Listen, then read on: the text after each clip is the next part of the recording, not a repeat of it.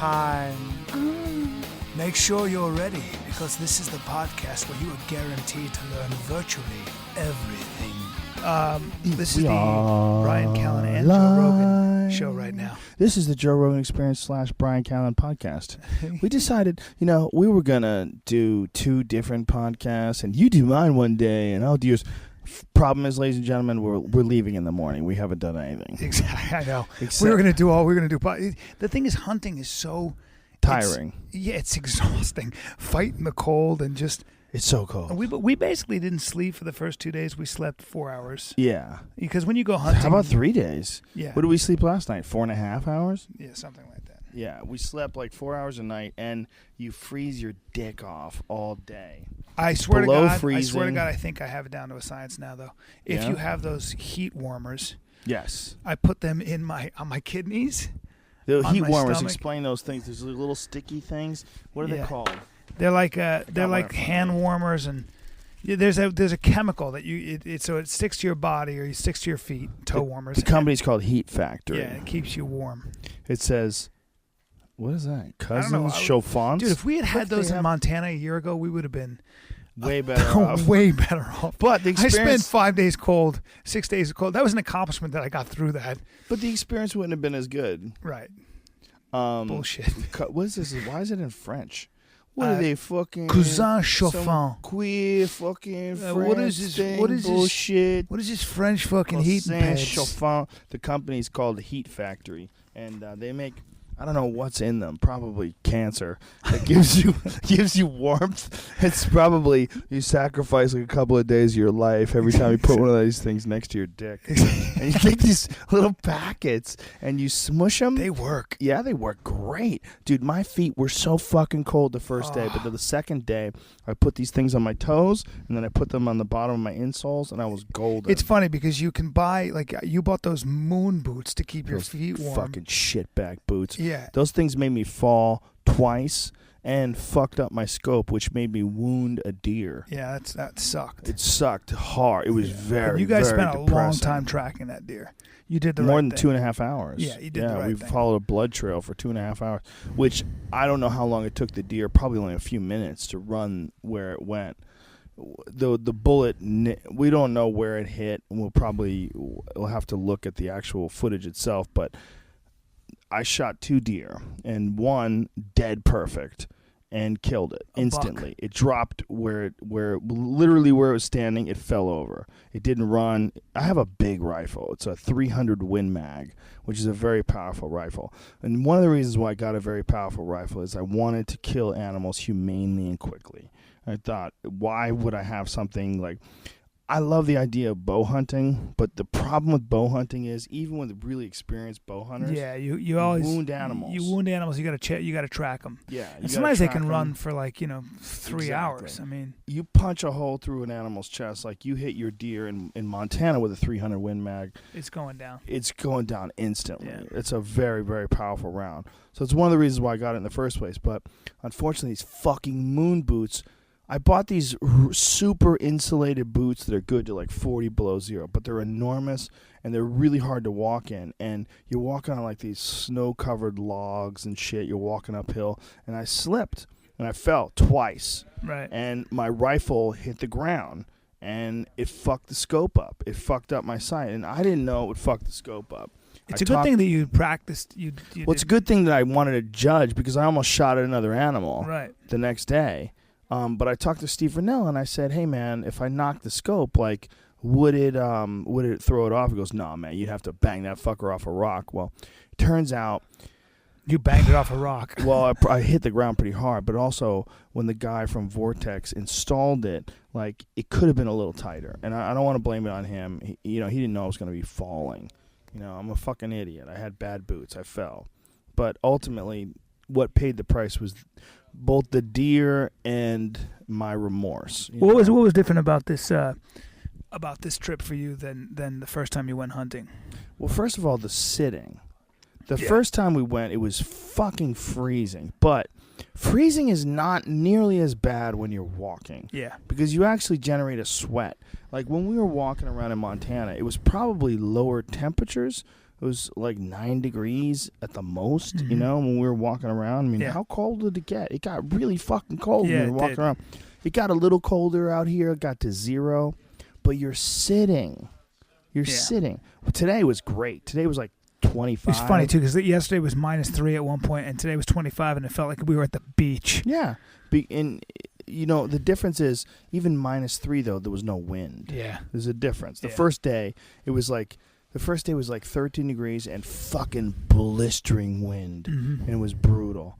But the big difference between hunting for whitetails, which is what we did this trip, and hunting for mule deer, which is what we did last year, is mule deer, you're hiking. Yeah. You're going up big hills. It's crazy how much ground we covered. Exhausted. Yeah. Oh, yeah. Dude, the first day, Rinella and I walked for 7 hours. Yeah, it's nuts. You're exhausted. You're exhausted. And lucky you and I are in shape.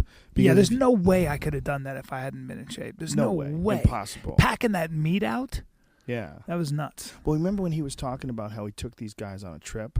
And, you know, he said, well, these guys in shape? And they said, yeah, like, these guys are in the ultimate shape. Oh, yeah. But meanwhile, they were like power lifters. Yeah, they show up with these huge necks and these massive thighs. 45 minutes later, the guy's throwing up. Literally throwing up on the trail. Falling apart on him. And Rinella is, Steve Rinella is the guy who's the host of Meat Eater. He's the guy who took us hunting. He's been on my podcast. Has he been on your podcast yet? No, not yet. You need to get him on. I got to get him on. He's so smart. He's so knowledgeable in such an like authentic way. But he's in really deceptively good shape when it comes to hunting. He's in amazing hunting shape. I mean, the guy could just fucking walk forever. I mean, he just gets up and goes at 4:30 in the morning, and he's walking all fucking day. And you follow him up hills, and you're just like heaving, breathing heavy. And you and I, obviously, are when it comes to like the average person, we're in much better shape than the average person. But if you're one of those fucking people that doesn't work out at all, there's no way. There's no way. It's too hard.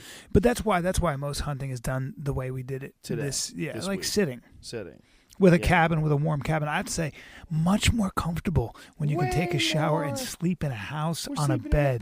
That's unbelievable. The first time we went camping, when we went in Montana, I hadn't been camping since I was like 8. Oh, okay. An outdoorsman, I'm not, dude. We're wearing all of our clothes in a sleeping bag. Two sleeping bags and freezing my balls off. Shivering our teeth. Yeah, until Ryan Callen said, take a thermos, fill it with hot water, put it at the bottom of your sleeping bag. Yeah. Changed my life. It does help. Yeah. Still sucks. It's the 4 seasons. You can keep it. It sucks. You can fucking keep it. Sucking a fat dick. But now I kind of have this. Quick. But now I have this. Fun. It's weird. I now have this urge to do alpine, to go high up in the mountains and hunt goat and stuff. Because Steve was talking about it. Meanwhile, I know I'll be miserable. I said, "What do you eat?" He goes, "Well, morning we eat oatmeal, and during the day we eat salami and cheese on crackers, and then at night we eat freeze-dried food and candy." And I go, "Really?" He goes, "Yeah, it works." We're doing a podcast. It's good stuff. Mike from Florida. Yeah, we had good people. Mike leases like 900 acres, and he's got and he killed 400 hogs on his property last year. What do you got there, brother? You guys sign there for Doug for something? Yeah. Sure. Okay. Yeah, we're supposed to. We'd love to do that, but we're in the middle of a fucking podcast that 1 million people are going to listen to. Exactly. Bitch. 8 million. We're here with a bunch of great guys. That was one thing about this trip that was really cool is that Doug Duran, who owns this farm, and it's this huge farm in Wisconsin, has a bunch of friends that came down, and they're staying here for the week while we're at opening day and the first week of hunting season, and just a bunch of great guys. We didn't even know them until we got here. All we knew is the crew of Meat Eater. Yeah. We only knew Dan and Steve Rinella. Right, but you know what I thought about with all that is that I was thinking about how what we did. If you look at the bulk of human history, this is what men did year-round, every single day, just to live. Like, yeah, but they didn't have scopes. No, that's what I mean. But what I thought about was this: is that they didn't have you delineate. You had to work as a team. You had to work as a team because you imagine trying to catch a deer without guns. You'd have to be very organized. You got to delineate authority, and you got to speak without speaking. That's why they say that men speak less. Like unless there's something to talk about. Like we've evolved to kind of like how like when men get in a group, like they delineate quickly. Like people find their place in sort of the in the structure. They structure themselves And when they automatically. don't, it stands out like a sore thumb. Yes. If a guy who values himself more highly than the group values himself, it becomes very uncomfortable. Yeah, he gets fucking pushed out or threatened pretty quickly. And people complain about that, but there's a reality to the water level. There's a watermark. That's right. You're not reaching that watermark. And all your complaining and pretending and, you guys are being an asshole to Tim. No, Tim is an annoying douchebag who has nothing interesting and to say. He's making noise, and we're not going to get fed. Exactly. That's why we push Tim in the corner. That's right. You stay home. Tim needs to wash dishes and shut the fuck up. Tend to the fire. Tend to the fire, Tim. If he wants to stay alive, Tim will collect wood. Or I'm going to throw you in a flying headlock. I'm going to fucking eat Tim if shit gets rough. Yeah, that's probably what happened. You know what? He's a guy. He's a loudmouth. Do you guys just want to eat him and not fucking go hunting today? There's a reality to life. And by the way, there's a lot of people who are like Tim, and those are the ones who rally for Tim. They're like, Tim's a good guy. You guys are dicks. No. Tim's a loser. Yeah. And you're a loser too. Yeah. And you're looking tasty too now. Exactly, you fuck. What you're doing is you're identifying with Tim, and you think we're being shitheads. We're not being shitheads. What we're doing is being natural. Yeah. There's a nature. There's nature. Yeah. And the funny people make you laugh. The sad people make you cry. And that's how it's always been. And That's right. the annoying people make you want to stab them. That guy's an annoying cunt. And he can't fucking find deer, and he's always mooching. I thought it would be easier in some ways, like sitting in a blind and that cold is a lesson in endurance. Oh yeah. I mean, and I think we sat today for 4 hours straight without really moving much. And I haven't done that. I was thinking about that. I didn't look at my phone. I haven't done that in a long time. There's a meditative state like you get into. When you're actively looking for something, when you're actively looking at a large area and looking for any movement and checking with your scope and checking with your binocs, that's a very interesting state to be in because it's a very active thing without being active. Like it's something I haven't done a lot of. It's also weird because there's these periods of intense waiting followed by intense excitement. Yeah. There's like nothing for hours. And then all of a sudden, oh my God, it's a fucking deer. He's right there. Yeah. Oh shit. Yeah. He's coming close. You got it. You just zero in. You got the shot. Stay calm. I remember Ryan Callen in the first episode of Meat Eater saying to you, calm. Yeah. Calm. Yeah. And then boom. Well, because the first buck I had in my sight, I got buck fever. Yeah. I'm telling you right now, the scope was bouncing all over the place. Nerves are crazy. Nerves are crazy. And they don't serve you totally.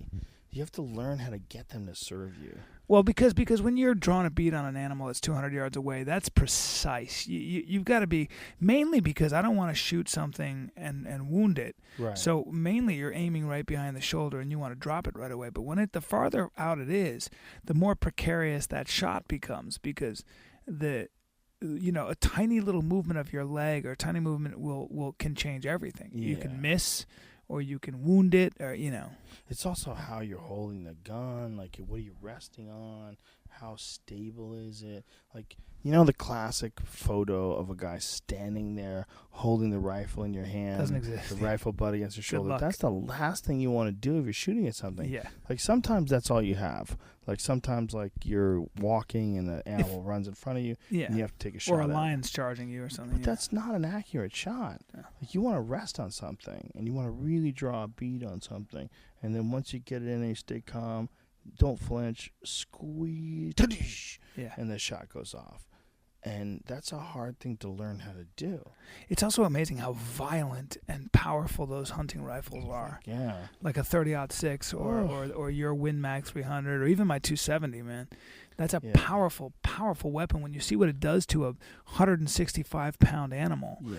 It plus. punches a hole through space and time. Goes right through it. Goes and right drops through it. their body. Yeah, and then you open the animal up, and you see what ballistics do. You can see what that kind of velocity, because what a bullet like that does, I believe, I've talked to some people like cops and stuff, is that with that kind of velocity, it displaces all the organs that come around it so violently and so quickly. Like it creates this huge cavity, this hole, so blood comes out of both ends. And then it comes back together. And the shock is what kills you a lot of times. It's crazy. Yeah. Yeah, this gun that I shot was much more powerful than the gun that I shot my first deer with. This gun punched a hole straight through the deer, both sides. Yeah. It punched a hole through the both ribs and just right out the other end. And That Win Mag is no fucking joke. Oh. Meanwhile, Steve Rinella was telling us that if you hunt with an AR-15, the round is a .223. It's a shitty deer rifle because it's really a lot of times it just wounds the animal, or it's just not as effective unless you're a really good shot. You got to be really precise. Or unless you turn it to fully automatic. There is you that. hit the deer 80 times, then you have to pull lead out of your food. There is that. Mike's in the other room laughing. Yeah. Yeah, it's not a good weapon. No. For deer. Well, it but was it's designed to pretty actually badass. wound a soldier so that you slow the whole platoon down. Do you know that? Really? Yeah. So like an M16 and stuff, it was designed so that it's not a huge round, but what it'll do is it'll hit somebody, and a lot of times it'll wound the enemy. And what that means is two guys got to come out, get carry him, and it slows the whole thing down. Then you start taking those guys out. So that's what I believe the assault rifle was sort of designed for, especially the M16. It was pretty wild. That's fascinating. Yeah. They went with a smaller round on purpose. Yeah. Did you read this, or is it just like I've read that, and I've heard that, and I heard that from Tyson downstairs, who was in the Army, who told me that, and he owns an AR-15, and he said that's why they use. I mean, first of all, it's a very effective killing weapon too, though. But a lot of times it'll take a little longer. It's not a devastating, And also, you want a more accurate gun that doesn't recoil as much and stuff like that when you're in combat. But when I was talking to, this sounds really kind of morbid, but Steve Rinella was talking about how in Afghanistan they put a bunch of cameras up to look for snow leopards and on trails to see what that war had done to the wildlife, and these Green Berets were on this trail, and I guess they had wounded this enemy combatant, and he got pulled in to the to behind a tree, and they were waiting to see if anybody was going to reach for that rifle, and he was watching it on his night scope, and a snow leopard came in and licked the blood and then kind of went away. Yeah. But I thought to myself, I was like, I guess if you were a special forces sniper, and I've heard that Sam Sheridan told me that they actually train snipers by hunting elk. It's the same skill set, tracking, climbing, finding it, not being seen. Like elk can smell you from a mile away. Yeah. And it's pretty wild, but it totally makes sense. Yeah, it totally makes sense. If you're stalking an animal, I mean, their senses are much more heightened than a person's. Doesn't it give you? I've said this before on a podcast, maybe yours, but I mean, when you see what that knife can do to flesh, it really gives you a respect for the. Well, we're very vulnerable. We're like pin cushions, dude. Yeah, we're less than that. We're like, But we all walk around like tough, bags. like you lift weights, do jujitsu, and you train. You're like, you feel kind of strong and not vulnerable. we're real tough with people. Yeah, until somebody pulls out like a killer pulls out a blade and knows how to use one. That's nothing compared to a bullet. You Yeah, could survive a cut. Think about one of those 300 Win Mags hitting you in the chest and annihilating your heart and spinal cord. Yeah. It just blows a hole through that no surgeon could fucking put back Forget together it. Sam again. Sheridan told me that I think he said something like if you get shot with a handgun, 80% of the people survive. If you get shot with a rifle, 20% of the people survive, typically, because of the velocity of a rifle. Totally makes sense. Good luck. It depends on what kind of rifle. How about one of those motherfuckers they used to hunt elephants and hippos and shit? Yeah, the 375s. I've shot one of those things, an elk gun. Boom. Boom. Yeah, it's it's weird to get used to that, isn't it? That's the feeling of shooting something. Yeah. Just the feeling of shooting a gun. It, as weird as it is, it also feels natural after a while in a weird way. I found out that my rifle was off because I came back to Doug. Doug has at his farm has actually a shooting range in his yard, and I went out there and I asked him. I shot a couple shots that I knew were dead on because he has a bench so you can sit the gun down. There's no you don't have to worry about holding it and the movement of your arm. You can keep it dead straight. And I knew I was hitting it dead center, and it wasn't hitting dead center. So he came over, and I said, will you please do this for me? Shoot a couple shots. Tell me. And he was hitting the exact spot that I was hitting. So I was like, okay, clearly there's something wrong here. And then the only thing that made sense was that I dropped the scope. I dropped the whole rifle, but the scope got rattled. And then he adjusted it. And when he adjusted it, we got it down to absolutely perfect. But that boom. What do you think you, in its essence, like about hunting? Like, you're really into it. Like, you bought a rifle. What do you think? I love it. Do you think you'll do it now for the rest of your life? Yeah. It's fun. I mean, it sounds terrible to say that it's fun to kill something. But that's a small part of hunting, isn't it? It's very spiritual, man. There's a connection between an animal that you shoot and eat. And that sounds like horseshit. It really does. It sounds like horseshit to me, so I'm going to call myself out on it if I was ignorant. But I can't not say that. I can't. Like, sometimes you say, look, this is going to sound corny, but this is what it is. Because sometimes the truth sounds corny. Yeah. And the reality of hunting is that it's a spiritual thing. You're out there with an animal, and the first time we went hunting, like when we were in Montana, I shot that buck. It was very psychedelic, and what I mean by psychedelic was like there was this weird connection that I had with this animal.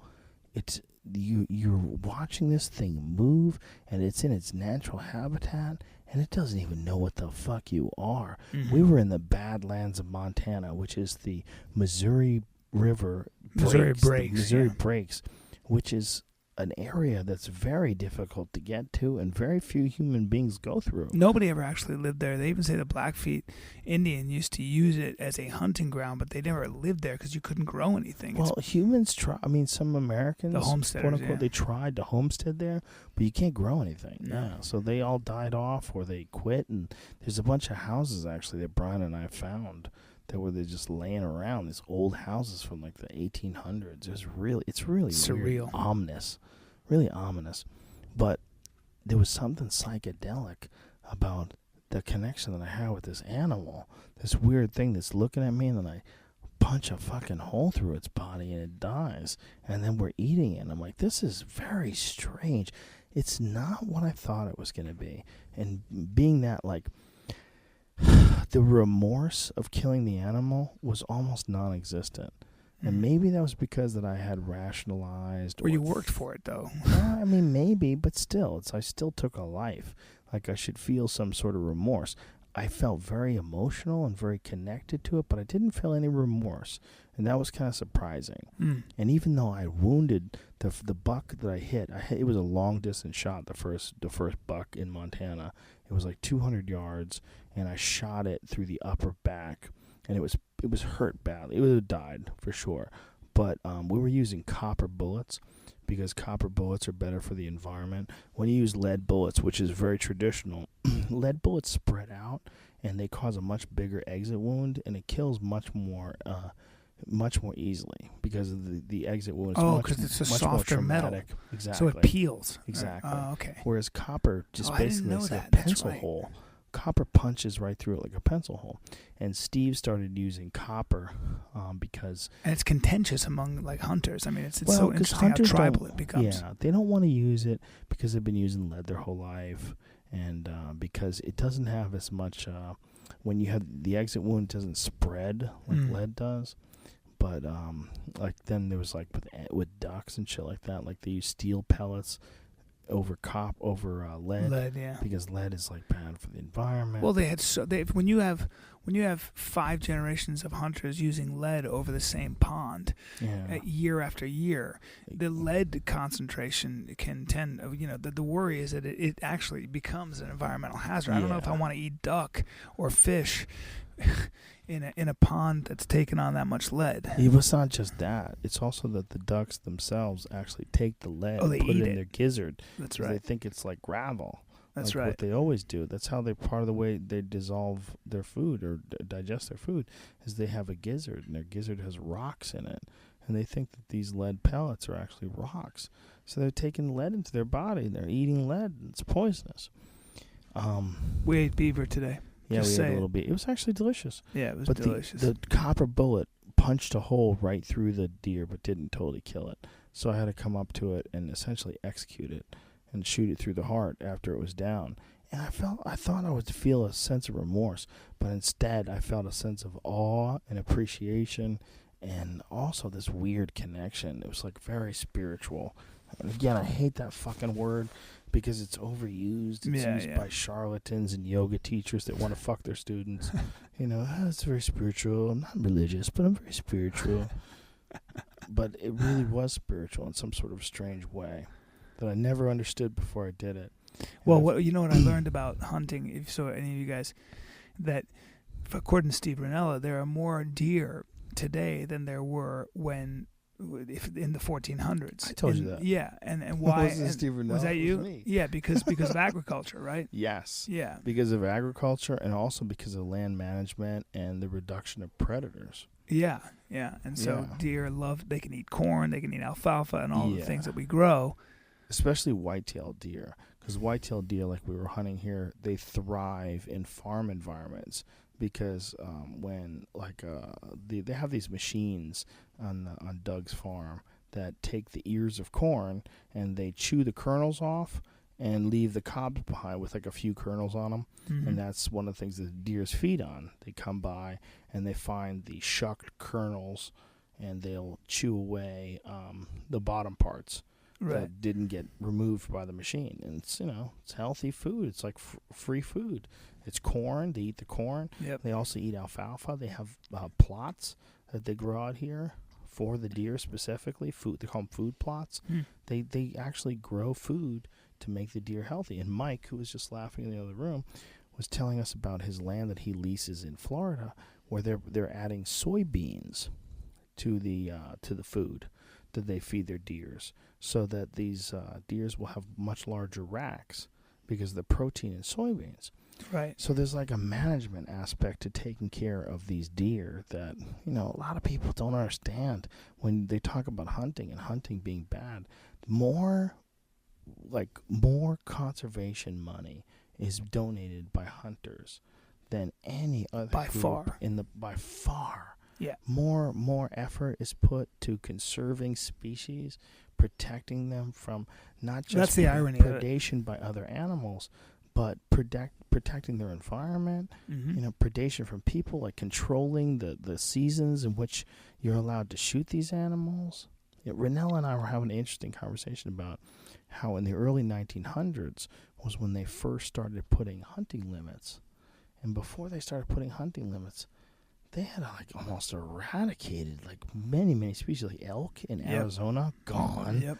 They had to reintroduce these species. That proves that when you got to have some laws, man. People will they will literally decimate. But the beautiful thing about the laws, when it comes to wildlife, it's one of the very few things that's actually governed by the people who love the wildlife itself. Yeah. Governed by the people who enjoy hunting, enjoy fishing. They regulate the amount of numbers. Like, you're allowed to catch X amount of fish. You're allowed to shoot X amount of turkeys. And they do this all based on the statistics of the actual numbers of the animals that are alive. And they maintain healthy populations, including what they're doing right now while you and I are here in Wisconsin. They have a real problem. They have too many fucking deer. And they're trying to eliminate these deer, because we were talking to some of the guys, like Doug's brother Dave, who was telling us about certain areas where we drive to, like around Kentucky, where the roads are just littered with carcasses because people are slamming into them with their cars, because it's essentially an infestation of deer. And there's only one way to deal with that. You got to bring in hunters. You got to bring in hunters. And they're all food, by the way. They're free food. Dude, I'm sorry, but that deer we had today that you fried up is got to be the best meat I've ever had. Fantastic. It's better than elk. It's so fresh. Yeah, it's ridiculous. It's like you just got to know how to cook it. And, I read a lot about cooking, like, raw game. You see how quick I cook those things? Yeah, it was crazy. 30 seconds. Put it on a high flame. Throw some butter in a pan. Hot skillet on full blast. Garlic. Butter, salt, pepper. 30 seconds each side. Done. Yeah, it's fantastic. It's so good for you. I've ever eaten. It tastes so good. Yeah. And, it's better than anything else. And they manage it. They manage this animal. Yep. So, instead of it slamming into cars, hunters are allowed to take them home. They freeze them, and you got to keep healthy populations alive. And one of the ways to keep healthy populations alive, you got to break it down to a manageable number. There's this population, this amount of farms, this amount of food, this amount of people can only support X amount of deer. Mm-hmm. And these people that run these wildlife management companies or the wildlife management organizations, they're pretty various state regulatory bodies, they do a fantastic job. Yeah, they really do. Because it's all run by hunters. Well, as a result, the animals like mountain lions and black bears are not endangered. Yeah. The biggest problem is habitat loss. That's the problem with the bobcat, and that's the problem with grizzly bears and stuff. They wander huge areas. So animals that have very specific needs that are not adaptable, those are the ones that, have issues. And those are the ones I'm least sympathetic to. Fuck grizzly bears. Fuck bobcats. I love grizzly bears. They can all suck my dick. A mountain lion ate my dog when I lived in Colorado. Listen, mountain lions rule. They can suck it. If I could get a bead on one from my living room, I'd blow his fucking brains out and then put my gun inside, shut the window, and go back to watching TV. Hey, man. They can suck it. I like mountain lions. I hate them. We should tell the people that you named your gun Doris. Doris. I don't know why. Well, I think it's an outstanding name, and I'm very happy with the way she performed. She was a little temperamental.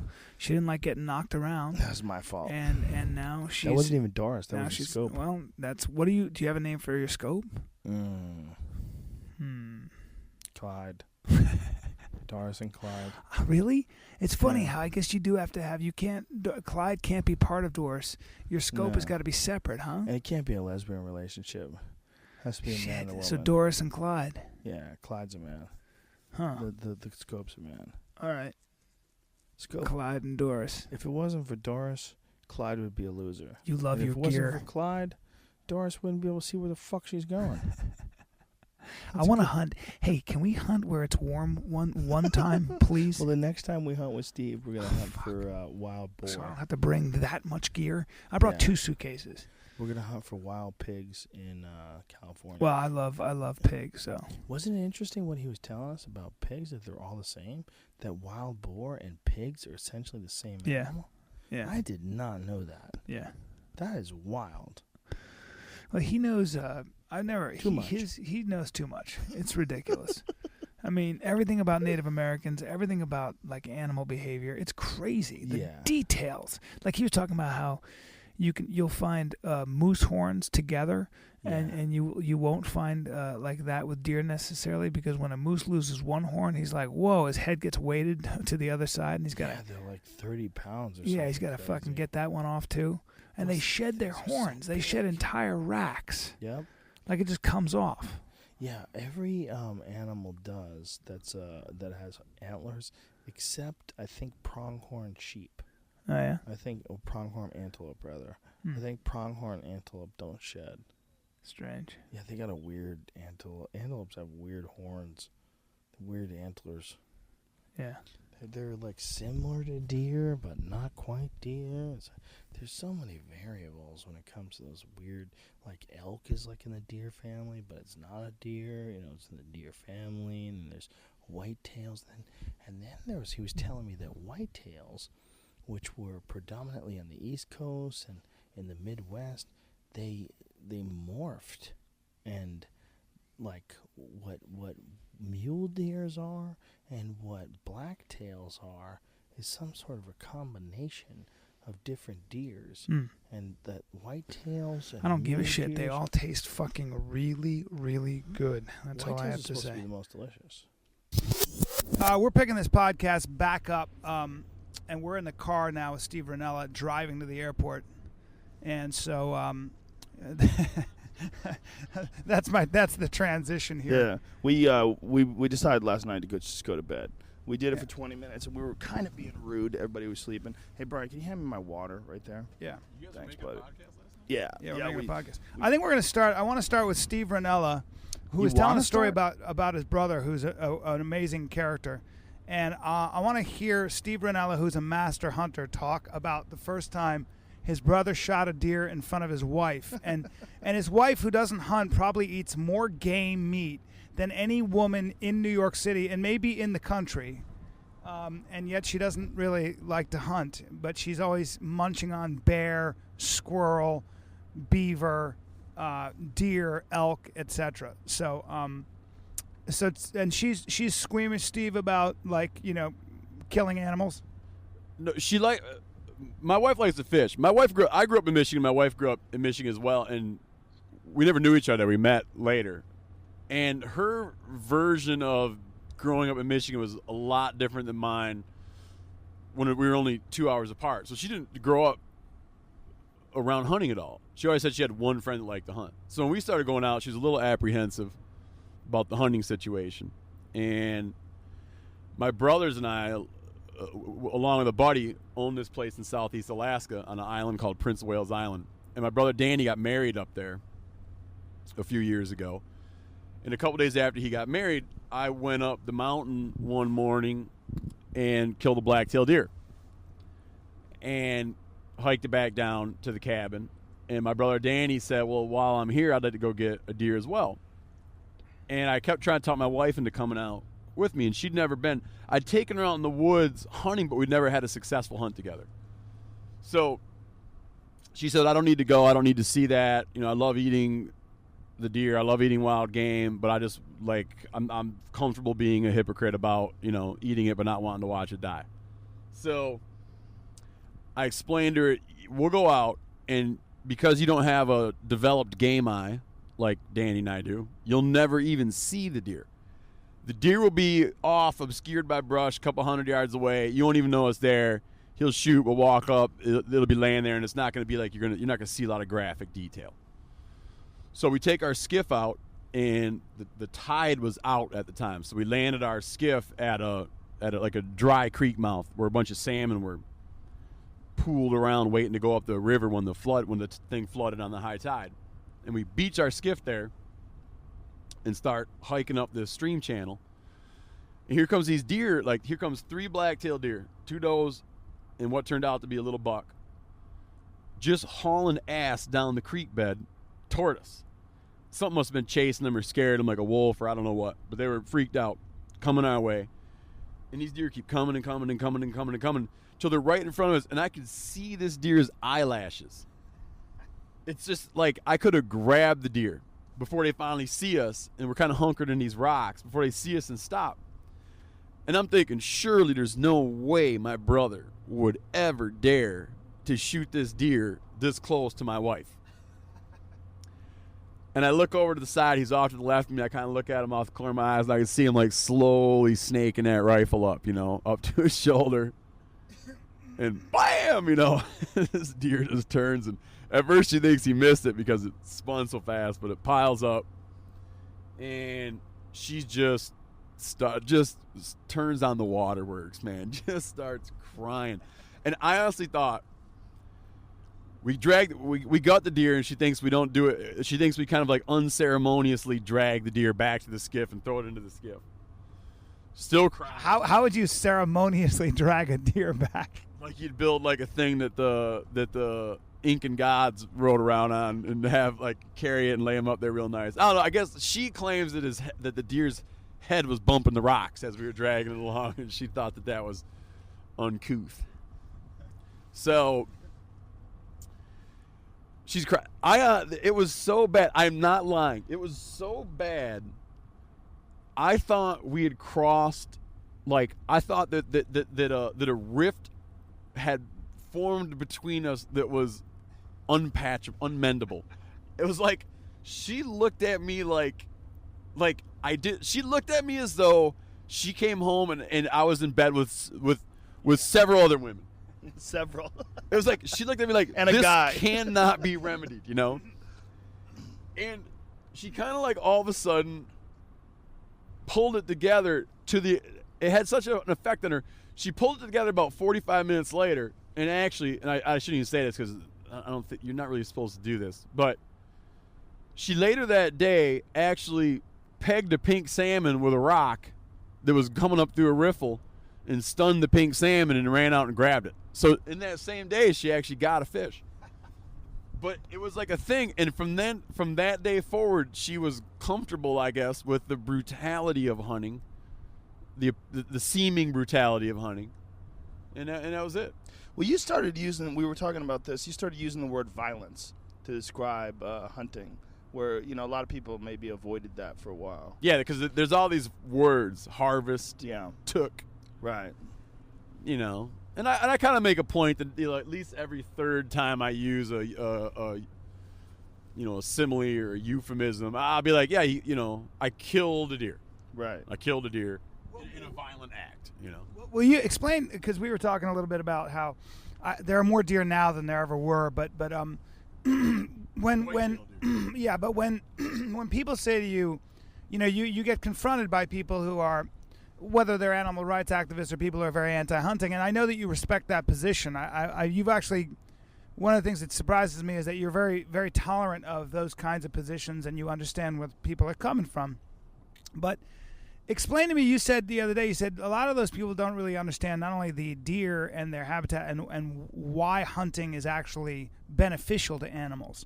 Can you give us some examples of why hunting an animal? Wait, you're turning this into an interview, man. This is a fucking conversation. Yeah, that's true. I know. Goofy.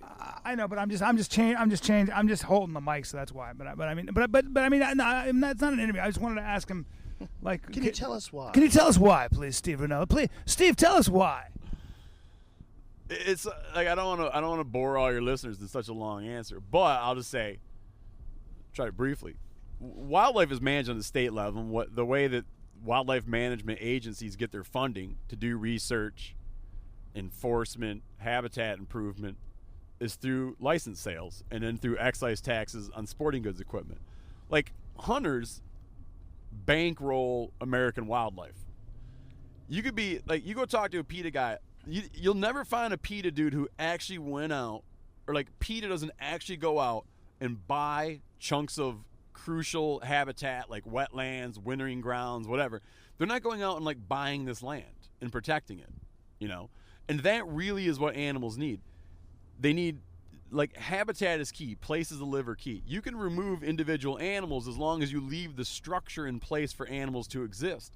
And hunters have the motivation and the means, the financial means, to make sure that those things continue to happen. If you were to end hunting, I think that the end of hunting would be catastrophic for American wildlife, because so much of the funding that supports it and protects it would vanish. Because it comes from tags. It comes from excise taxes on sporting goods equipment, excise taxes on firearms, and all tag and license fees. Most state fish and game agencies don't have dedicated funding from the state. They're self-sufficient. Like, their money comes from license sales, and they do enforcement and research. So when you got some disease wiping stuff out, and some guy goes out to find out what's going on with the disease and how it's passing along, that guy's funded by. Yeah, I was just saying this. I wish people could see this town. This town is like this. I have a fantasy of living in a little town like this where I know everybody, but then I'd go crazy, dude. I'd go crazy. As cute as the town is, whenever I drive through, I'm like, maybe I'll just come and move here. Yeah, right. This is our turn. My navigation is saying we just keep going for 5.8 miles. Yeah. There's a Hallmark store. Yeah, there's Peggy's Boutique, and there's like Gavin Brothers. Badger Theater. It's pretty cool. Like it's there's something cute about small towns, but ultimately there's just not enough stuff going on. Yeah. I mean, it's nice to have a place to get away. That's a small town. But to actually live here, this seems like it would be rough. The key to living, like, I've lived in a lot of small towns. One of the keys to living in small towns is just, like, avoid the temptation to hang out at the bars too much. Because you enter such a different, like, when you're young and you live in small towns, like, hanging out in the bars, man, just leads to disaster. Like, you need to be a little bit careful about getting into situations where people are riled up mad at you. I lived in Thermopolis, Wyoming for a while, and like, as an outsider in Thermopolis, Wyoming, I used to go home. Me and my old girlfriend would go out drinking with the oil guys from the oil fields, and I'd get so unnerved with these guys, and they were so like pretty hostile. Like, they didn't know why I was around, didn't understand what I did for a living, didn't, like, a writer, what are you doing here? They thought I was a narc, like, sent to town, because I was always curious about meth. And I would ask questions about, like, meth, and they'd get, like, so nervous, and I'd be like, so how does the meth thing work? And I'm like just this dude who showed up in town one day acting like I'm a writer, and they had to think I was like a, what do you call him? Like an undercover guy, you know? I would go home and load my handgun and lay it on the nightstand next to my bed because I was so convinced that these guys were going to come in and like and torture me or something. Remember that movie Rush? I felt like that dude in Rush. I was in Cody, Wyoming one time, and my buddy, we wanted to stay at this hotel, like a little motel. It was me, Patty, my friend that Joe knows, and my buddy Tony and his wife, and she had a newborn. And so Tony, who was a fighter, a real rough guy, he said to the guy, we wanted to stay there. It's 4 in one room. And he goes, no, I can't let you do that. So Tony goes, I kiss my ass and leaves. The guy followed us. He followed us. And when we got to this next place, he got out of his truck. And the next thing we know, he had made a phone call to his buddies. These trucks pull up. And now we're like 3, 4, 5 cowboys get out. And it's me and my buddy, who's ready to fight anybody, basically says, bring it, let's go right now. And I was like, oh, well, here goes. We're about to get stomped by these 6 cowboys. And it really got tense. They surrounded us because he had said, kiss my ass. And the next thing you know, a cop pulls up. Cop gets out and goes, listen, this is Cody, Wyoming. People do things very differently around here. You guys get out of here now, and I'll hold them off for a while. And that's literally what he said to us. And my buddy, I had to drag my buddy back in the car because my buddy was telling him he was going to give him a Maryland ass whooping, which is a weird threat. I'll give you a Maryland ass whooping. And then he said he was going to come back with a ball bat. He goes, I'm coming back with a ball bat. I know you. I'll remember your face, and I know where your hotel is. I'm coming back with a ball bat, you son of a bitch, and I'm going to give you a Maryland ass whooping. And the rest of you guys better not be around. He's saying that out the car. That's how tough my buddy was. Just a nut. That's not tough. That's stupid. I would agree, sir. There's a lot of dummies that get themselves in trouble because of their ego, and that's exactly what that is. Yeah. Why would you bother? Well, you guys didn't grow up in big towns, did you? No. Well, I grew up in Newton Upper Falls, which is a pretty small suburb of Boston.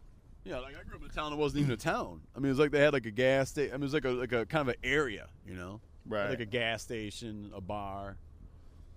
I have nothing to add because for me it's like I grew up overseas. I lived in Athens. I lived in Bombay and Karachi, Pakistan. Yeah, you had the weirdest childhood ever.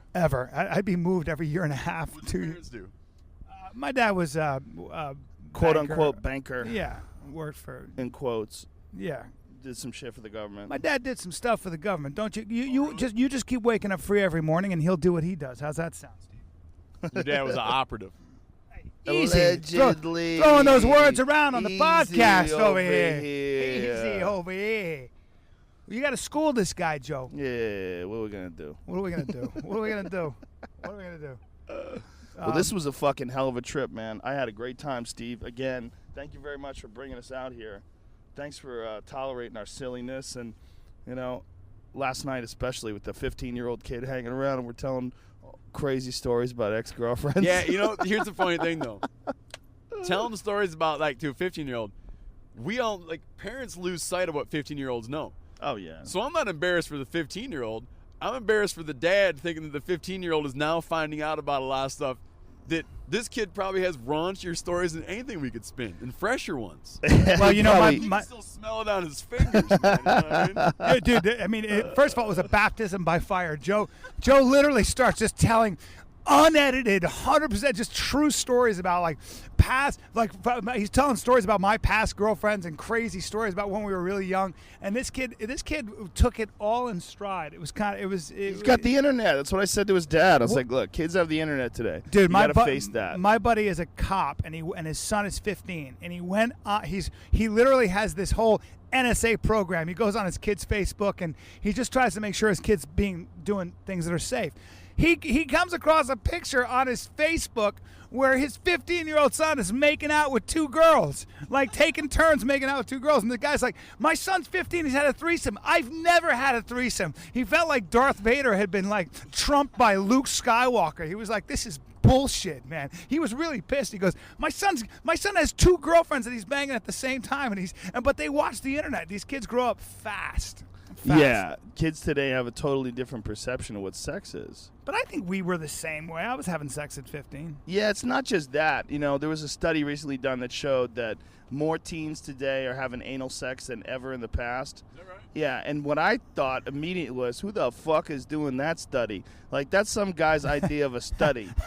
Like, what's he going to study? Earthquakes in California, Yeah. possible superstorms? Like, no. How much are kids butt fucking today? And by the way, how who's financing that? Is that a government grant? You know, it was probably something like, you know, sex and diseases and things along those lines, because there's a lot of issues that go along with anal sex. You know, people watch movies and it seems like no big deal. Somebody puts in your butt, that's all well and good. But the reality is, you know, human papillomavirus and internal tears. The flesh-tearing activity. That's what you called it? Yeah, That's because she's a chick. It's called taking it in the bum. It's not just for chicks, Joe. Be inclusive. It's for I some said because guys. she's a chick, dude. I didn't say it's just for chicks. How dare you? Sorry. What I said is she doesn't have a penis. That's what. You're on a big Camille Paglia kick, huh? No, I took it when I was in school. I haven't read it for way more than a decade. But when I was in school, I took this class called Political Rhetoric. So we read like Martin Luther King, the Unit, stuff like that. That was a really interesting point that you made about her last night. We were talking about like acquiring your food. There's a lot of things we don't do. We don't get rid of our own sewage. You know, that was a really good point. Yeah, there's certain things like, you know, when I'll do interviews with people about wild game and sometimes or wild game and hunting and that, you know, that like there's certain arguments that people come up with that would. And I love the arguments because they seem so sound, and I like to. But then when people bring them up, I always feel like I almost have to argue against myself for a minute. And one of the things would be people white-tailed deer meat. They're like, oh yeah, it's organic and everything. But like most white-tailed deer in farm country, a lot of wild game is organic. Like typically, like moose is absolutely going to be organic. Elk typically organic. But white-tailed deer live in farm country. I mean, these deer are fattened on Monsanto corn. You know? Yeah, that's what we're talking This about. stuff is like treated with herbicides, pesticides, a lot of it's GMOs. Yeah. And they're out feeding on it. So it's like you can't be like, I just try to always avoid bullshitting myself, right? So I always point out, people like, I'm like, well, it's not, you know, if you're doing it, if you're hunting whitetail deer in farm country because you want organic meat, it's like you probably are actually looking for something different and you're just trying to spin it to someone. Because there's a big difference between this meat and like mule deer in Montana that are living in the breaks. Yeah, mule deer in Montana, yeah, that would be like in many areas. And they might even visit a crop field now and then, but they're not. It's not that they're like their only existence. The buck that Joe just got, that thing's stomach was packed full of shelled corn. You know. The other thing is this. It's easy to look at someone and say like, okay, you eat meat, but you choose not to kill animals. Therefore, there's some level of hypocrisy there. But I always point out that that's not really that rational, really, because we were saying last night, there's many activities that go into being alive and supporting oneself that we just opt out of. We choose not to participate in.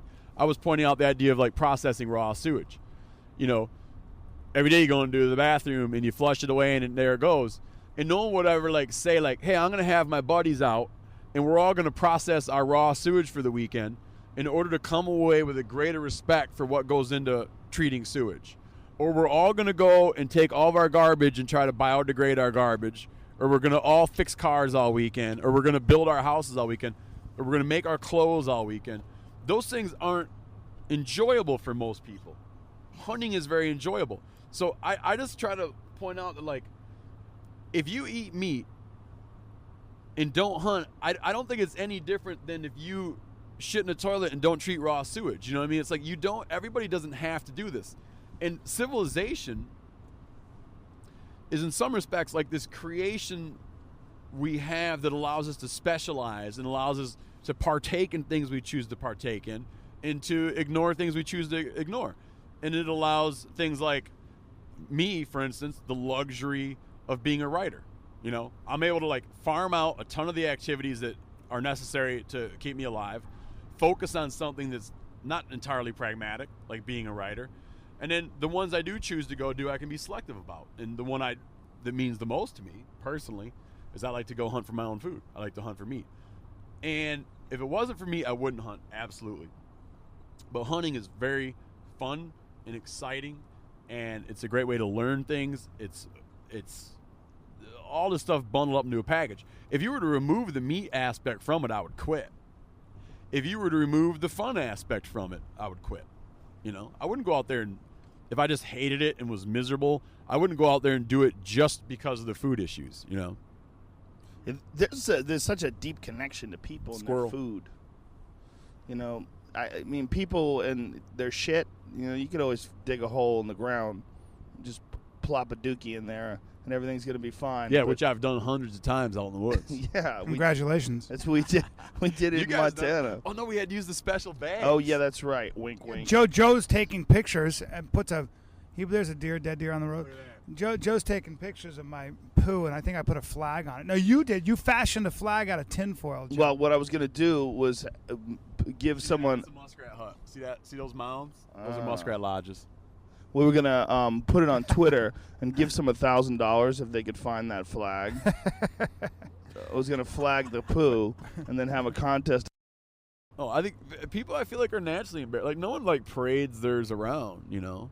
Yeah. You know, I was watching this movie about first contact in Papua New Guinea, and the whites show up, I think they're Australians, show up in the high country looking for gold, and at first the indigenous peoples think that they're returning dead, that their corpses, like their ancestors, had come back with all these technologies and returned, and had become godlike figures. And these gold miners said that after a while, the Papua New Guineans would follow them when they went off in the woods to take a shit. They'd follow them out there, and when they got done, they'd pick it up and smell it and toy with it. And eventually, they're like, if these guys' shit stinks like our shit, they can't be something special. And it was like the turning moment. It was a turning moment. They realized, you're really nothing. You're nothing. You know? That's so funny because you always hear that. Everybody, he acts like his shit don't stink, right? Yeah, exactly. At the end of the day, we all shit. That's hilarious. That's a great movie. It's called the Highland Trilogy. It's hard to find. A buddy of mine has it. The Highland Trilogy. It's like one's about first contact, one's about guys trying to start coffee plantations, and the third one's sort of about a civil war breaks out among the tribes that work at the coffee plantation. And it's just like, these guys are there. You're like watching actual footage of Highland tribes killing each other. Wow. At a coffee plantation. It's a great trilogy, man. The Highland Trilogy, yeah. New Guinea's a freaky place, man. Oh, my God. New Guinea. You know what's weird? My 200 yards off this highway in Montana. That's hilarious.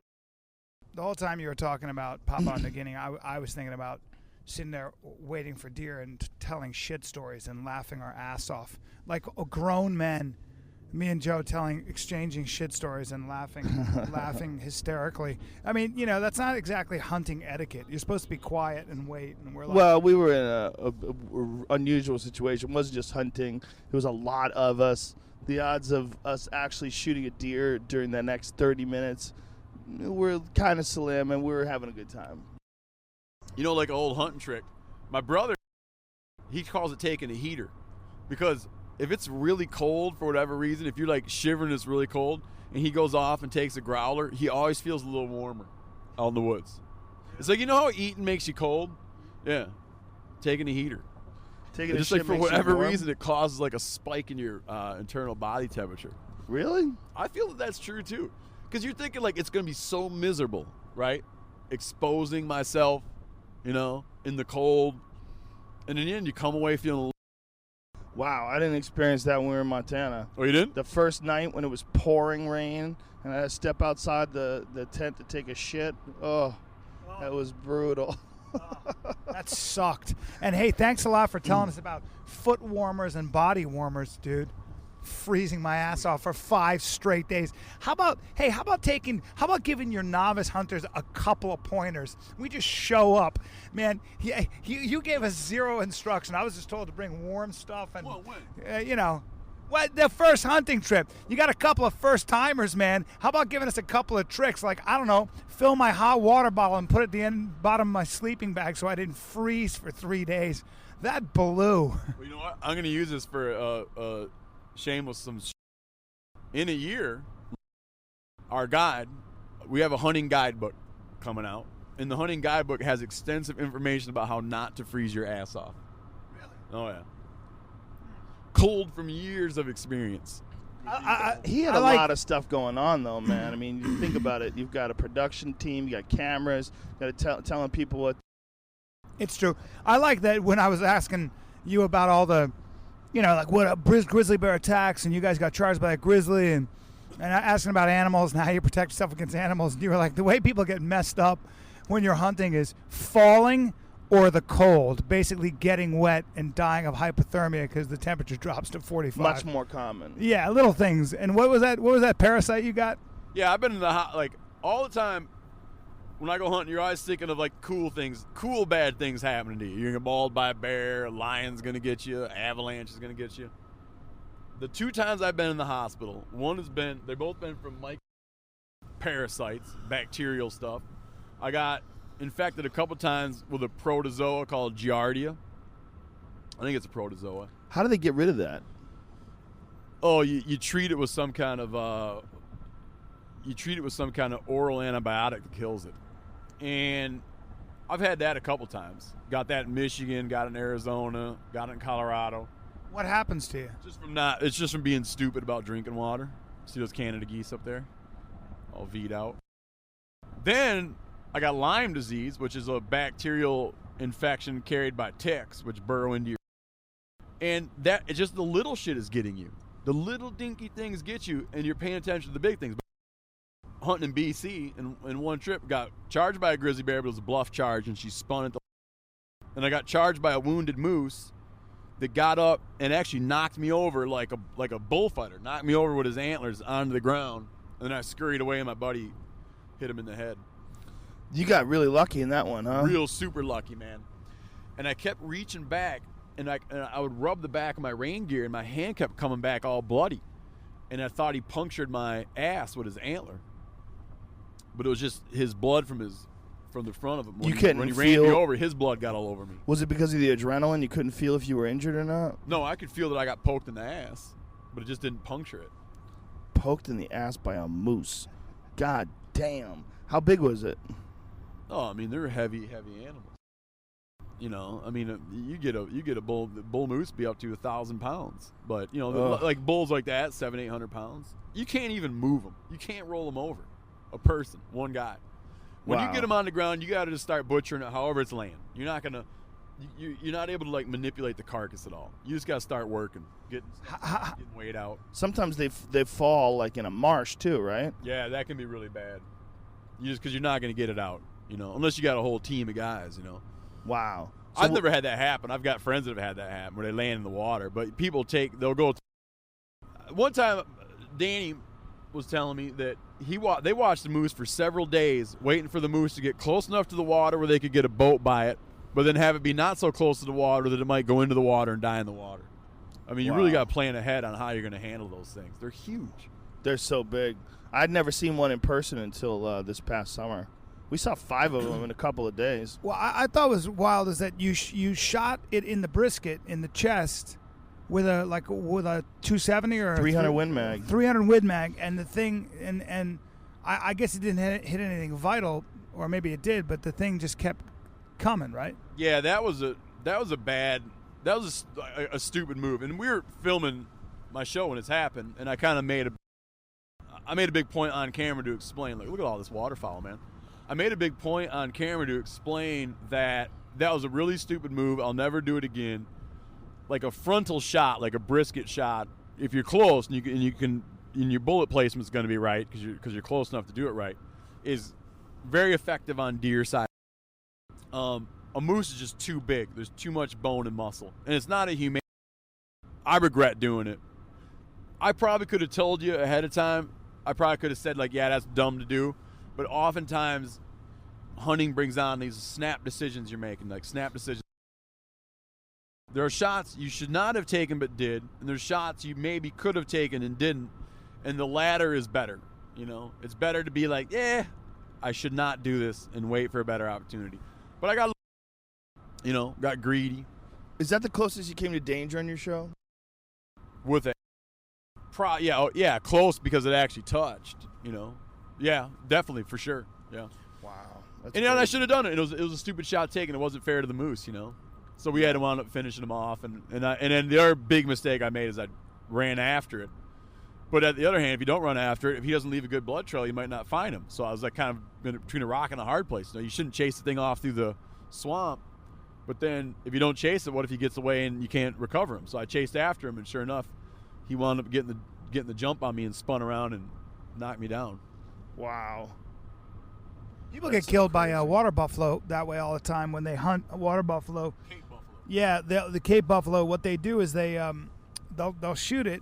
A lot of times it'll run into the tall grass, and you have to go in there and get it.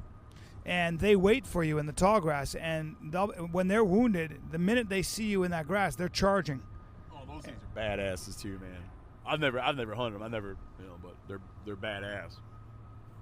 Check out all these geese. A lot of geese are flying through the air right now. And Steve's thinking about pulling out a Yeah, shotgun. it's so funny how Steve's mind works, right? Like he's like, there's a squirrel, waterfowl. He got so Canadian fired geese. up just seeing pigeons. Like, oh, pigeons. Yeah, What'd you he's- do with those pigeons? You gonna bring them back to your house? I left them for Doug. I brought everything else. I got my extra beaver meat and everything, but I left the pigeons there. I just ran out of time to skin them. I was surprised at how good that beaver was. I gotta How say, tender. yeah, I was gonna say the exact same thing. Beaver is pretty delicious. Unbelievable. I'm shocked that more people don't eat it. Yeah, but it's like you got to harvest it under fur harvester. It's like Right. it's not you can't hunt in most places. You can't hunt for them, but people do. A lot of indigenous people eat it.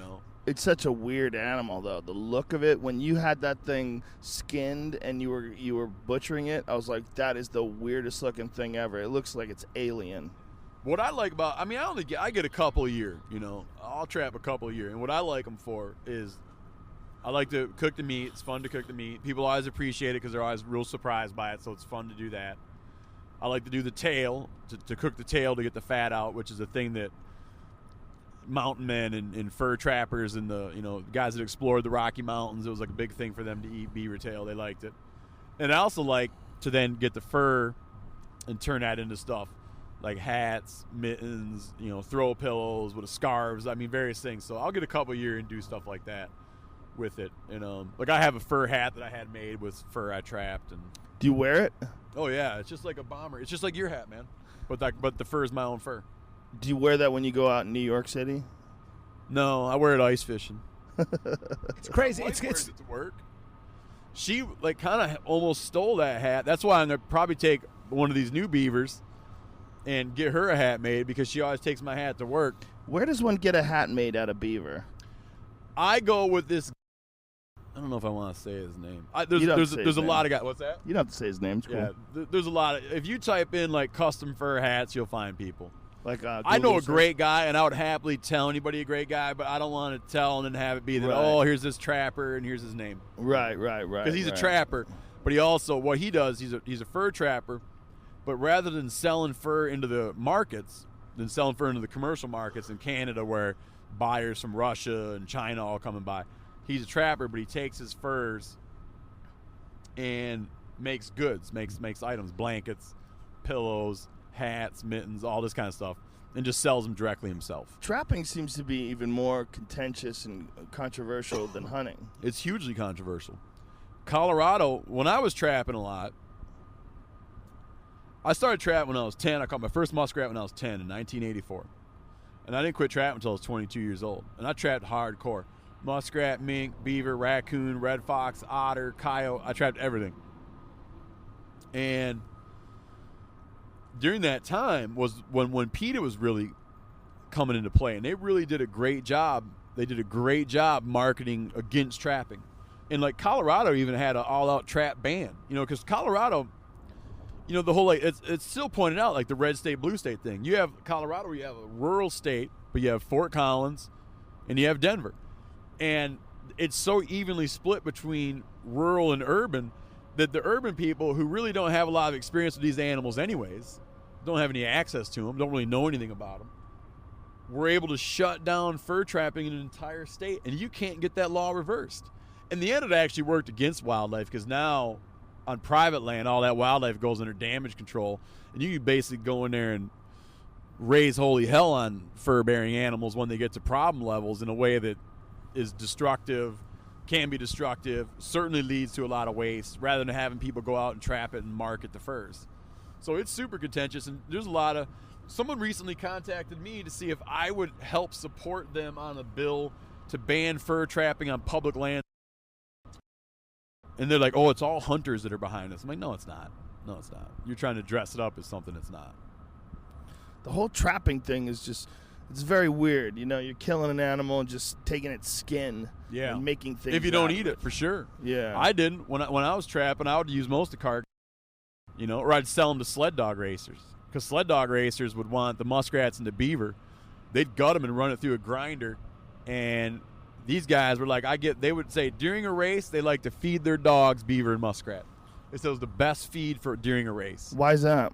I don't know. They just thought it was a real rich food. Because it's so fatty? Yeah, when you're trying to raise a bunch of sled dogs, it's hugely expensive. So if someone has a horse that dies, whatever, sled dog racers, they'd go out and get that meat, boil it in big vats, and feed it to their dogs because it's a real expense, and a lot of sled wealthy people, you know. So I would sell I would sell muskrat carcasses for $1 or $2 a piece. I'd sell beaver carcasses for $3, sometimes $5 a piece to dog racers, and it'd go for dog food. That's interesting. And I'd sell the hides into the markets. There's a show one of the shows that I watch. I think it's called the Yukon Man. That's what it's called.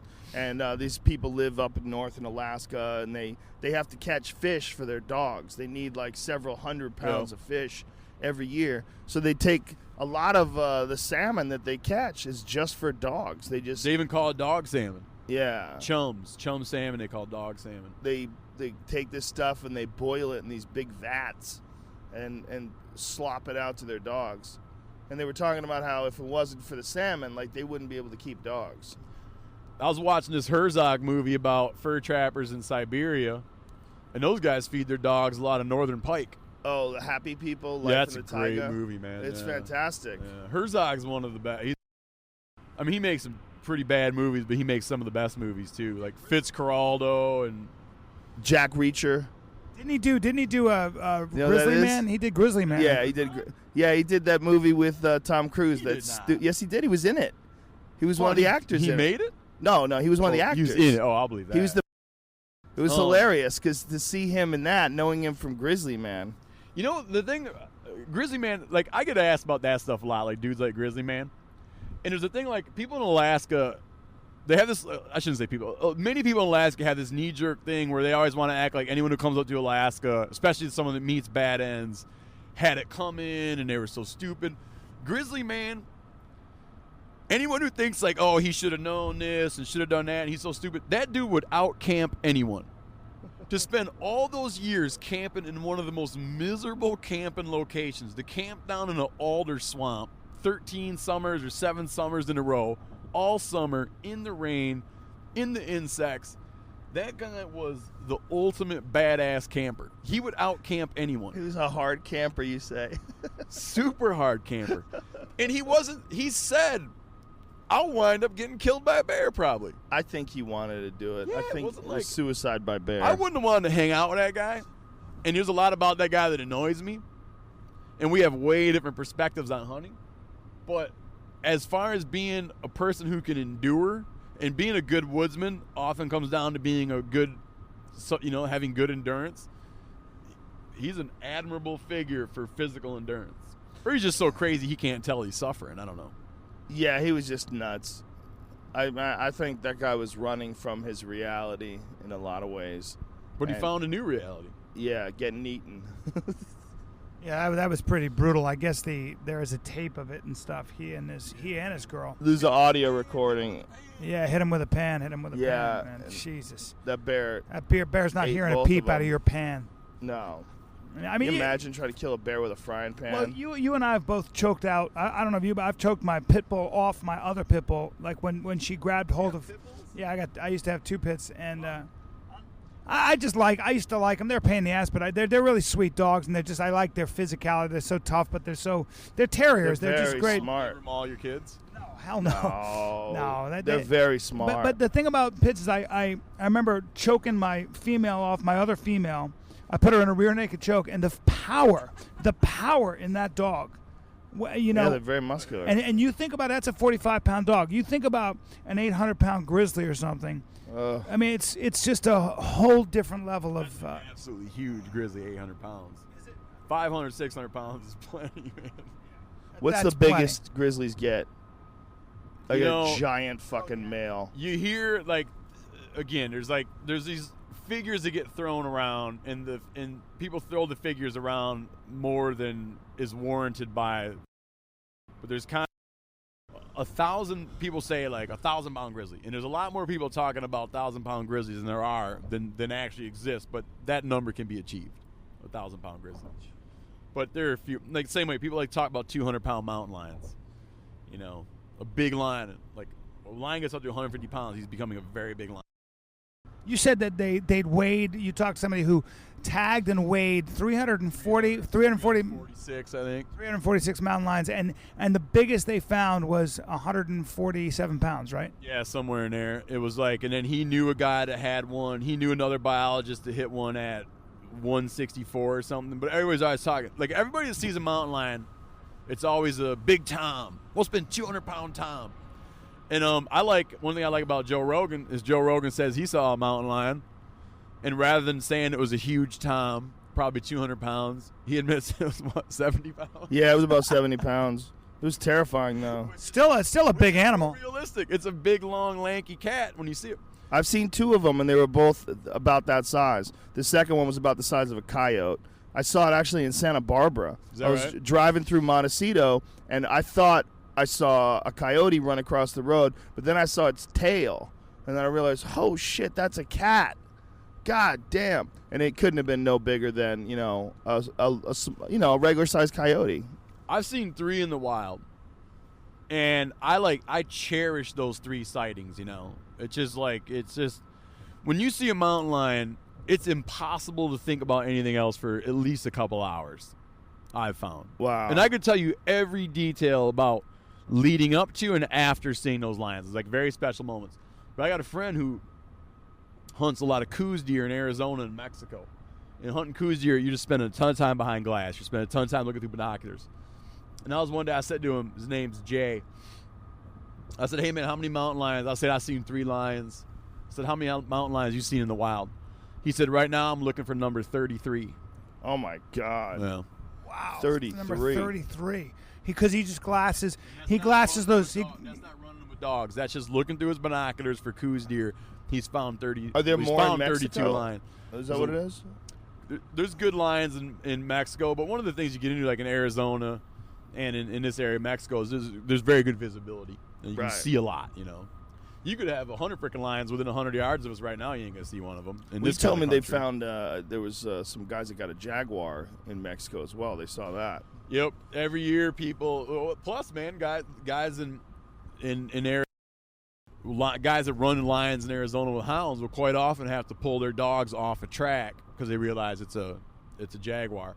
Really? And the way they say it'll go is this. You'll be out and you'll be running what you think is a huge mountain lion. So you got a big track. You're like, man, this is an unusually large mountain lion. But jags don't like to go up trees, and lions will go up trees when they're getting run. So they'll be on a track, and they'll see that this thing just won't tree. He'll keep skirmishing the dogs, but he'll never go into a tree. And eventually they'll be like, man, we're running a jag, and then they got to collect their dogs and pull their dogs off. If they do get the jag up in a rock pile, then you got to get all the dogs collected, and the last thing the dogs want to do is leave, you know, and it turns into a big fight. But yeah, was not like on an every year level, but you gather if you're a lifelong lion hunter that you're gonna in Arizona, in southern Arizona, you're gonna have times when you realize you're on a jag track. Do they have a good consensus of what the population is? If you look at a range and distribution map, a conservative range and distribution that's contemporary, not historic, but will show them not in Arizona. Not. You're talking about jaguars. Yeah. Jags. You'd show them not there because the general view on it is that you're getting some animals coming across the border, and there's not a stable breeding population of them. So it's just a rare aberration. Like you're probably getting males drifting up in the area. So like a conservative range and distribution map will show them as having been present in historic times and not present now. That's fascinating. And it's a hope that they, everybody hopes that they do get a foothold and come in. But I shouldn't even say the word jag because it makes me sound like I'm more of an expert in them than I am. I've never seen one in the wild. Jaguars have a way of getting in trouble with livestock, even more than mountain lions. Even people too, right? I mean, they're pretty dangerous for people, or no, they're just not. They're just not. I mean, you hear about it, but it's sensational. It gets people's attention, Well, they have problems with them in the Amazon, right? Yeah, it'll happen, but it doesn't happen as much as it's like they're just not around people that much. Yeah, they're not around people that much. But when it does happen, it gets people's attention. Like if tomorrow a guy in Florida gets killed by an alligator, you're going to hear all about it. You're not going to hear about all the guys that get killed by cars tomorrow in Florida. Right, that's a good point. What about mountain lions are so elusive. Where are they hiding? Like why are they so difficult? They see you coming, obviously, and they're really good at being elusive. But do they live in caves? Is that what they do? Do they live in rocks? Yeah, I think there's a handful of things. They do a lot of ambush hunting, so they spend a lot of time just laying. They like to hunt at night, so they're not out and about so much in the daytime. And there's exceptions to all this, of course. Like you'll see the lions I've seen have all been in the daytime. I haven't seen a lion ambush hunting. I've just seen them traveling. But they do spend a lot of time ambush hunting. They spend a lot of time laying low during the daytime. And they're, we use the term secretive, but they're kind of a shy animal. They're not, they don't typically go and do a lot of loud, audacious activities, and they don't stand out in cut cornfields like deer do. And they don't travel as much as coyotes, throughout like just the middle of the day running around. And there's fewer of them. There's not a lot of them. There are plenty of them in a lot of places, and they're expanding. Agencies in the eastern U.S. are having to more and more come to terms with the fact that there are lions drifting into these areas. Because lions are indigenous all over the U.S. The mountain lion, at a time, was the most widely distributed animal. The most widely distributed animal in the Western Hemisphere. Now they're largely absent from most of the United States, but they're coming back. And because they were here, and because they were extirpated by human activities, there's all kinds of ramifications of that. Like you could potentially, if you had a naturally occurring breeding population, you'd have to come to terms with the fact that they might be eligible for the Endangered Species Act all across the eastern U.S., which would have huge implications for development, logging, other activities. So even though now lions will get hit by cars in weird places where they supposedly don't live, there's a lot of resistance on the part of wildlife managers to say, yes, we have a breeding viable population of lions in states like Minnesota, Wisconsin, Michigan, Kentucky. You see that one that they found in Connecticut last year? Yeah. How fucking nuts is that? And when you look at a range and distribution map of the mountain lion, no one's shading in Connecticut yet. Yeah, it's nuts. That cat apparently originated in the Dakotas. Yep. The males will really get up and go. They'll turn weird places. But they one time tagged a wolf in Michigan's Upper Peninsula. A guy killed it in Missouri. That thing crossed the Mississippi River. Innumerable highway corridors. A guy was coming back from bow hunting and sees a coyote trying to raid his chicken coop and shoots it with a bow, walks up to it, and he's like, uh-oh. Calls in. He killed a wolf that had been tagged up in the Upper Peninsula. And the last thing on his mind was a wolf running around Missouri. Wow. A wolf that was trying to raid his chicken coop. Why? Come out of Montana, I think, turn up in Missouri one time. Why would you, if you put a mountain lion on an Endangered Species Act, you said it would have huge implications, because all of a sudden, if there is a stable breeding population in a state that didn't have it, now you've got to designate habitat that could have been for development? Yeah, whenever you do a environmental impact statement, it has to be like, how's it going to affect this? In addition to other concerns, it'd be, well, how's it going to affect our endangered mountain lion population? So if you, like one of the things that happens, like when it comes to wildlife in a historic sense, is you have to, if you can point out that a species is in trouble because of human activities, right? Like if we clone mammoths and bring mammoths, aren't going to be eligible for the Endangered Species Act, because while some people think that the mammoth went extinct due to human hunting in the Pleistocene-Holocene transition, there's a lot of evidence to suggest that the mammoth just went extinct for climatic reasons or other things. meteor collision, climatic reasons. There's all these explanations for it.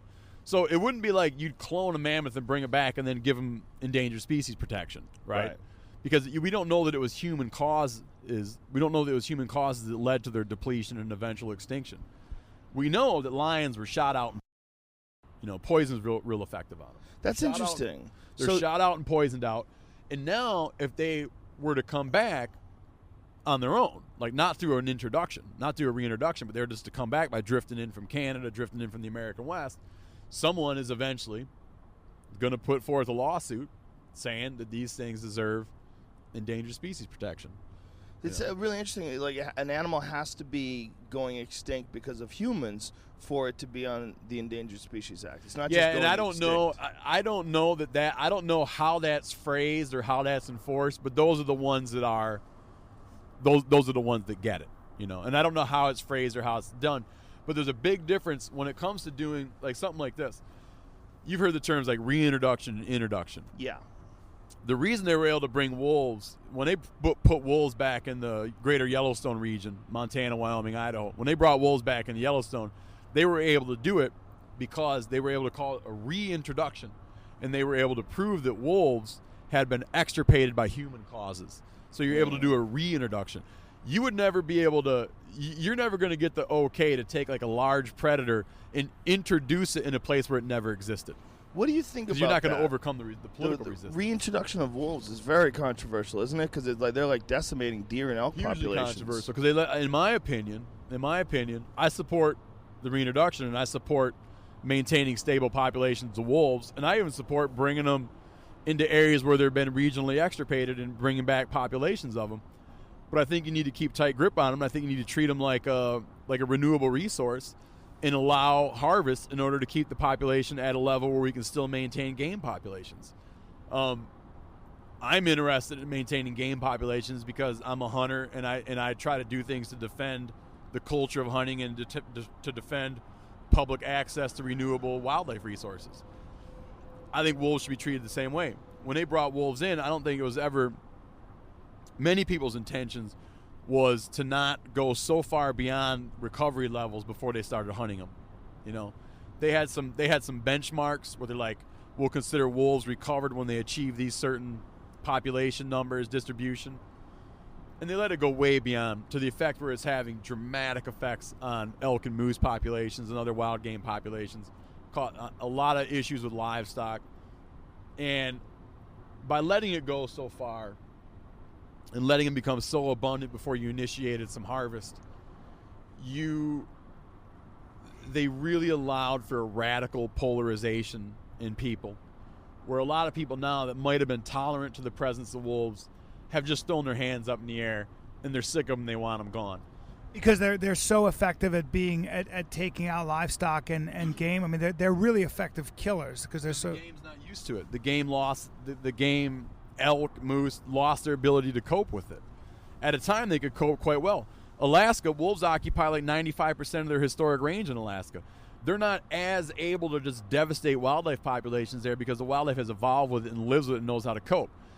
Take Yellowstone National. Anybody's ever been to Yellowstone National Park knows you can drive around Yellowstone National Park and walk right up to elk. Okay, walk right up to deer. Walk right up to bears.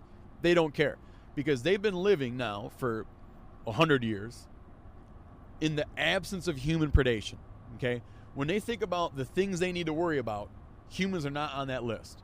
If all of a sudden tomorrow you were able to say, like, you know what, we're going to start hunting Yellowstone National Park, it would take a while for the elk there to readjust and learn how to cope with humans the way that the elk who are 20 miles in any direction know how to do.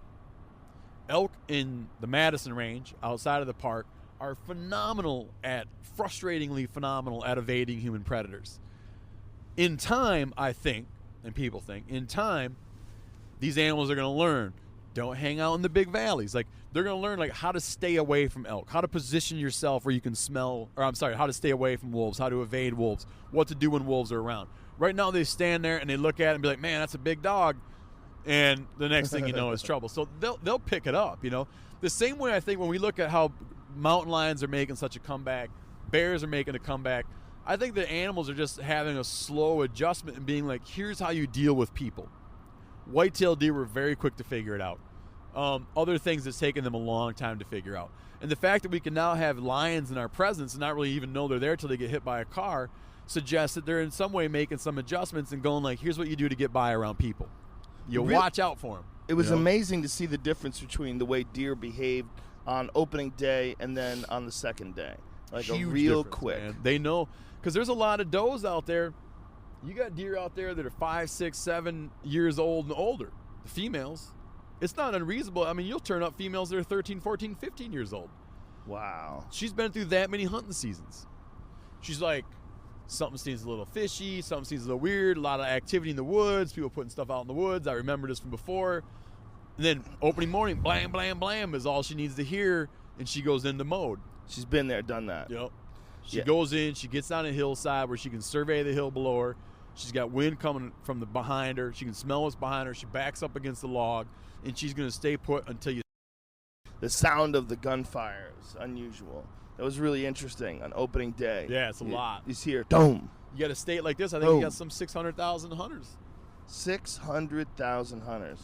That's a lot of license money, man. It's a lot of wildlife money. That's crazy, man. It's a 9-day season. That is a crazy number. I couldn't. If you had told me that number before I heard it, I never would.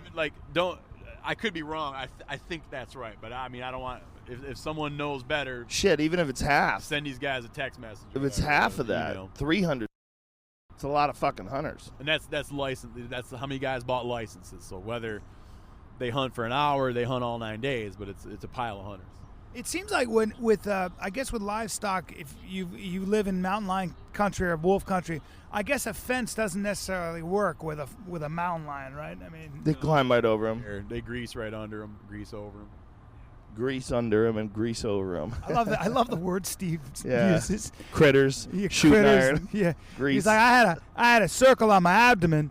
I usually say stomach, but you say abdomen. What'd you call rabbits? Rabbits is so funny. Oh, there's rabbits and hares are different. Like a hare is what they call precocial, where he's ready to rock, like out of the box. He's born from his mom and can hop around. Cottontails are not. Cottontails need to be nursed in a nest. But together you have lagomorphs. Hares and rabbits. Yeah. Lagomorphs.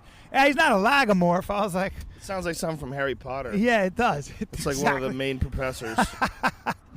That's exactly what it is. One of the guys who teaches you how to use magic. Yep. Lagomorph. I think we're close to the airport, so we may have to. Yeah, we're getting pretty close. But 11 miles away. Yeah. Yeah. It was a great trip, Steve. We had a great time, man. It was really a lot of fun. Amazing. I really love having you guys out.